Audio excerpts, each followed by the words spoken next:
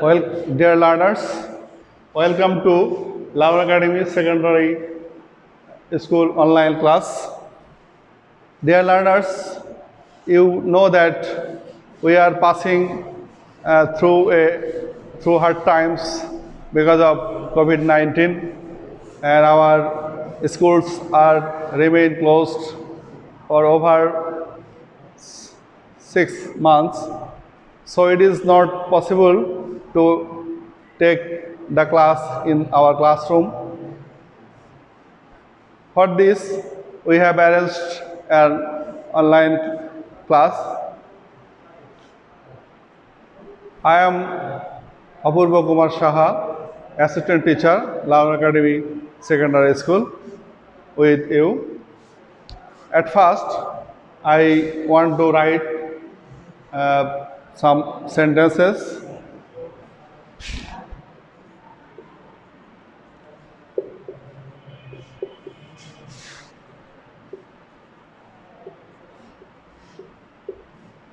Karim is a good boy.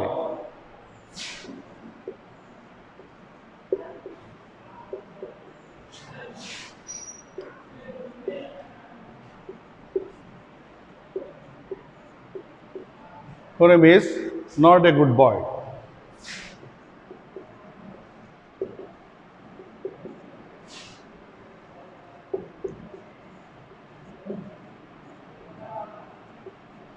Karim is not a bad boy. Dear learners, we can see that three sentences. প্রথম সেন্টেন্সে বোঝাচ্ছে যে করিম একজন ভালো ছেলে। পরের সেন্টেন্সে বলছে করিম ভালো ছেলে নয়। পরের সেন্টেন্সে বোঝাচ্ছে করিম খারাপ ছেলে নয়। তা আমরা লক্ষ্য করছি যে এই সেন্টেন্সের অর্থ আর এই সেন্টেন্সের অর্থ কিন্তু চেঞ্জ হয়ে গেছে, কিন্তু এই সেন্টেন্সের অর্থ কিন্তু চেঞ্জ হয় নাই। তার মানে এই সেন্টেন্স আর এই সেন্টেন্সের অর্থ এক, কিন্তু সেন্টেন্সটা কিন্তু রূপ পরিবর্তন করেছে। এটা অ্যাফার্মেটিভ, এটা নেগেটিভ। তো ইংরেজিতে সেন্টেন্স দুইভাবে চেঞ্জ করা যায়, একটা হচ্ছে অর্থের পরিবর্তন করে আর একটা অর্থের পরিবর্তন না করে। তো যেটা অর্থের পরিবর্তন করে, তো এখানে কোনটা অর্থ পরিবর্তন হয়েছে? এইটা অর্থ পরিবর্তন হয়েছে। এখানে হচ্ছে গুড বয়, এখানে হচ্ছে গুড বয় নয়, নট এ গুড বয়। তাহলে এটাকে ইংরেজিতে বলা হয় conversion, conversion of sentence, conversion of sentence. যেটা অর্থের পরিবর্তন করে পরিবর্তন করা হয় সেটাকে বলা হয় কনভার্সন অফ সেন্টেন্স, আর যেটা অর্থের পরিবর্তন না করে করা হয় সেটাকে বলা হয় ট্রান্সফরমেশন।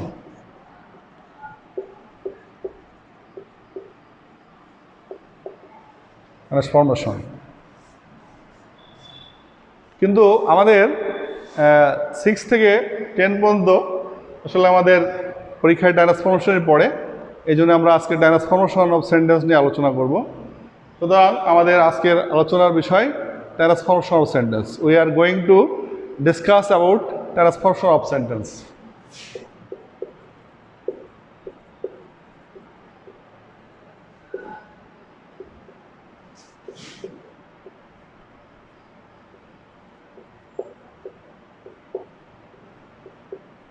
Sentence.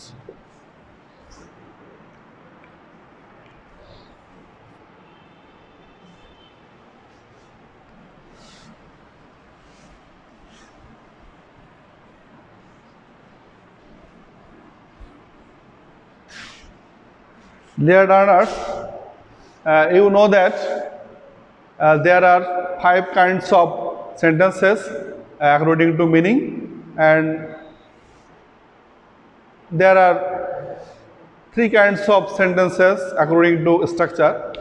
So এখানে সেন্টেন্স এক সেন্টেন্স থেকে আরেক সেন্টেন্সে যাওয়া যায়, অ্যাসার্টিভ থেকে ইন্টারোগেটিভ, অ্যাফার্মেটিভ থেকে negative, assertive exclamatory, change of degrees. তো আমরা আজকে অত আলোচনা করতে পারবো না, আমরা আজকে আলোচনা করব অ্যাফার্মেটিভ থেকে negative, affirmative two negative.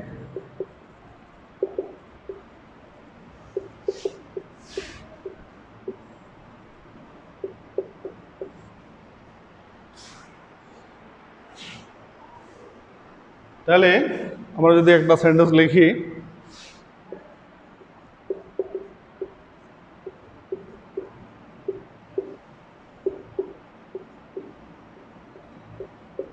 Only he can do the work. ওইখানে এরকম থাকবে, ব্র্যাকেটে লেখা থাকবে নেগেটিভ করো। আমরা যদি এই নিয়মগুলো জানি তাহলে আমরা নেগেটিভ করতে পারবো। এটা কীভাবে করা যায় dear learners?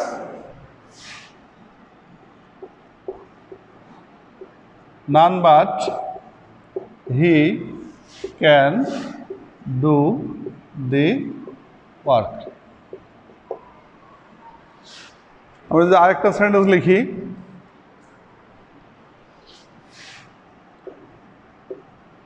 Allah alone can save us from danger।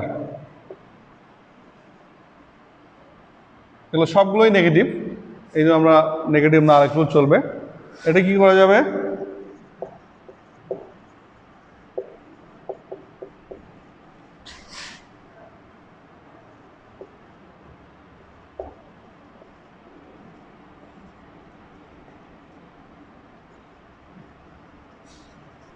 তাহলে আমরা এখানে কি দেখলাম? দেখলাম যেখানে অনলি ছিল অ্যাফার্মেটিভে, আমরা তার পরিবর্তে কি লিখলাম? নান বাট লিখলাম। আর এখানে অ্যালোন ছিল, তার পরিবর্তে লিখলাম none but.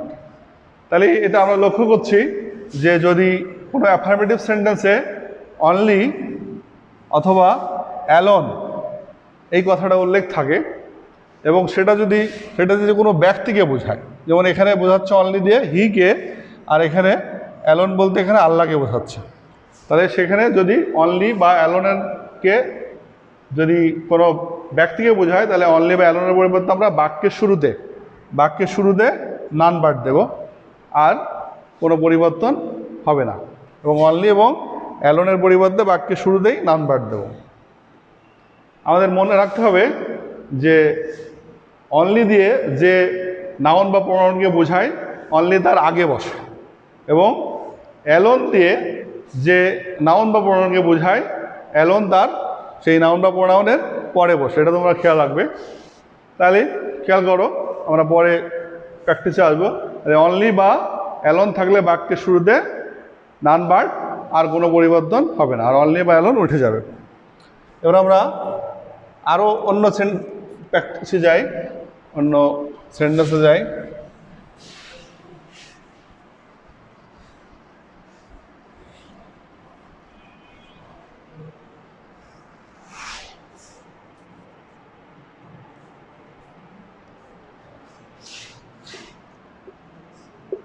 I have only some rice in my house. I have only some rice in my house.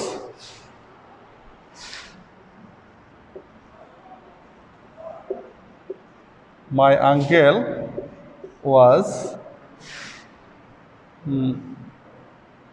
only 20. এখানে আমরা লক্ষ্য করছি I have only some rice in my house.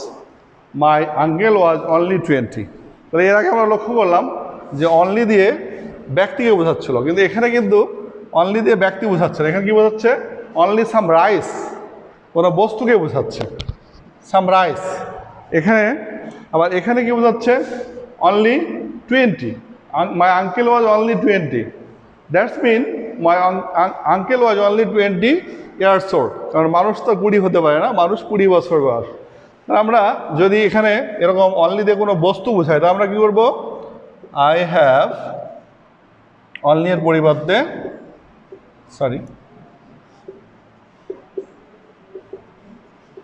Nothing but some rice in my house. আর এটা কি করতে পারি? My uncle was not more than 20. TWENTY। আমরা এখানে নট মোর দ্যান লিখতে পারি, আবার নট লেস দ্যানও লিখতে পারি। দুটোই লিখতে পারি। তা আমরা কি দেখলাম যে অনলি বলতে যদি কোনো বস্তুকে বোঝায় তাহলে আমরা সেখানে অনলি এর পরিবর্তে অনলি যেখানে থাকে সেখানে নাথিং বাট দেব। আর যদি অনলি দিয়ে কোনো সংখ্যা বা বয়স বোঝায় তাহলে আমরা দেবো নট মোর দ্যান অথবা নট লেস দ্যান। এখানে বলছে মাই আঙ্কেল ওয়াজ অনলি 20, মানে আমার আঙ্কেলের বয়স 20 বছর।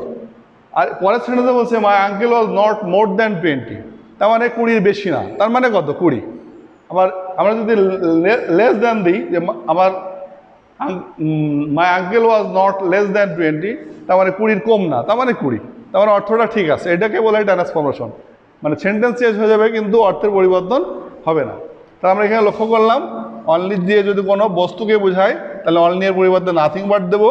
আর যদি অনলি দিয়ে বয়স বা সংখ্যা বোঝায় তাহলে আমরা নট মোর দ্যান বা নট লেস দ্যান। ওকে, আমরা আরও দু একটা সেন্টেন্স প্র্যাকটিস করতে পারি।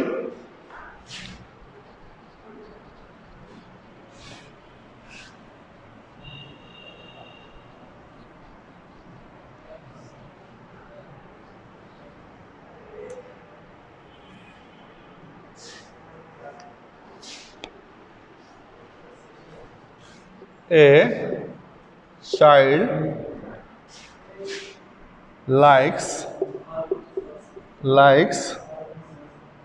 only sweets. SWEETS.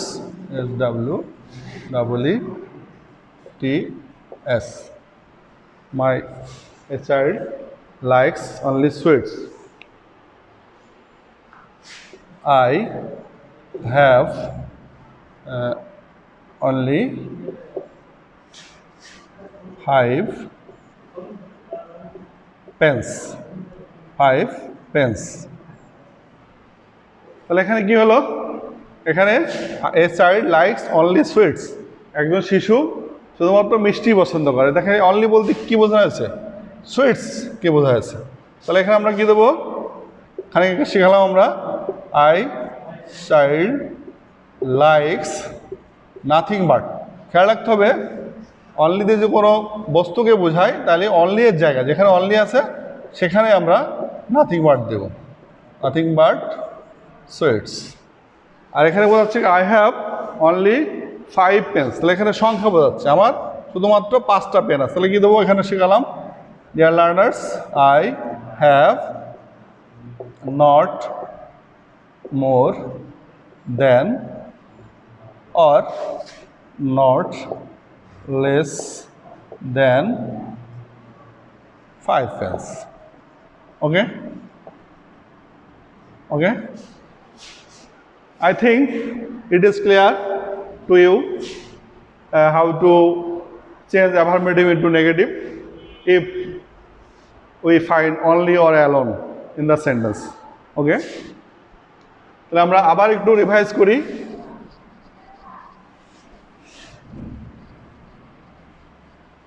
যে অনলি বা অ্যালোন যদি কোনো সেন্টেন্সে থাকে তাহলে যদি অনলি বা অ্যালোন দিয়ে কোনো বস্তু বোঝায় তাহলে নান বার্ট ব্যক্তি হলে খেয়াল রাখবে এই সূত্রটা। আর নাথিং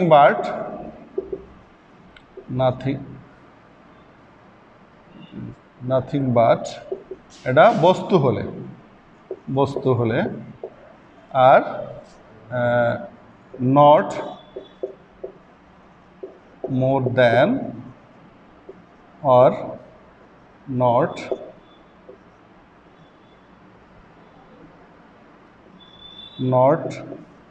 less than এটা যদি বয়স বা সংখ্যা বোঝায়, সংখ্যা বলে। ওকে dear learners, I think you are clear. So now we going to next rule.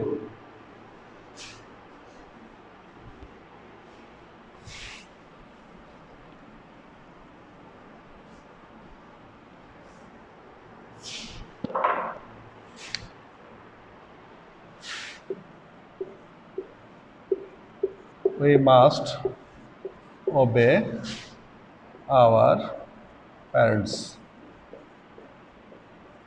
We must obey our parents.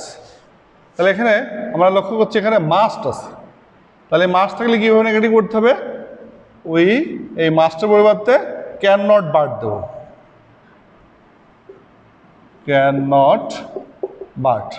খেয়াল করতে হবে মাস্ট থাকলে মাস্টের পরিবর্তে ক্যান নট বাট, আর যা আছে সব ঠিক থাকবে। ওবে আওয়ার প্যারেন্টস, এটা আমরা আরেক রকম করতে পারি। এখানে মাস্টের পরিবর্তে ক্যান নট হেল্প দিতে পারি। সেক্ষেত্রে কী করতে হবে? ক্যান নট হেল্প দিলে ভার্বের সাথে আইএনজি যোগ করতে হবে। দেখাই, উই ক্যান নট হেল্প ওবেইং, যেটা তোমাদের ভালো লাগে এটা তোমরা করবে, আওয়ার প্যারেন্টস। তাহলে আবার লক্ষ্য করো কেমন অর্থের পরিবর্তন হচ্ছে না। এখানে বলছে আমাদের অবশ্যই পিতামাতাদের মান্য করা উচিত, আর এখানে বলছে আমরা পিতামাতাদের মান্য না করে পাই না, তার মানে আমরা অবশ্যই মান্য করতে হবে। এটাই ট্রান্সফরমেশন, সেন্টেন্সের রূপ পরিবর্তন হয়ে যাবে কিন্তু অর্থ পরিবর্তন হবে না। তো আমাদের আরও আছে অনেক, কিন্তু আমাদের সময়ের স্বল্পতার কারণে শেষ করতে হচ্ছে। আমি আরেকটা উদাহরণ একটু পরিষ্কার করার চেষ্টা করছি।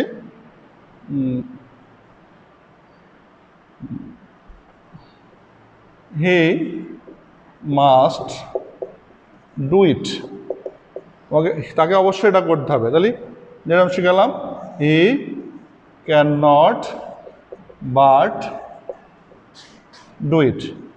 ওকে ডিয়ার লার্নার্স, আর হেল্প দিয়ে করলে কী হবে? He can not help doing it. Okay, dear learners,